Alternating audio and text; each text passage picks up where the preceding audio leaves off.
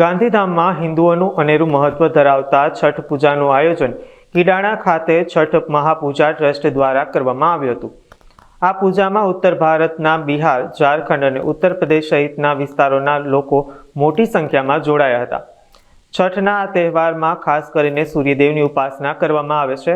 ડૂબતા અને ઉગતા સૂર્યને અર્ઘ આપવાનો રિવાજ છે। પૌરાણિક માન્યતા અનુસાર છઠ સૂર્યદેવની બહેન છે અને સૂર્યોપાસના કરવાથી છઠ માતા ઘરમાં સુખ, શાંતિ અને ધન ધાન્યના આશીર્વાદ આપે છે।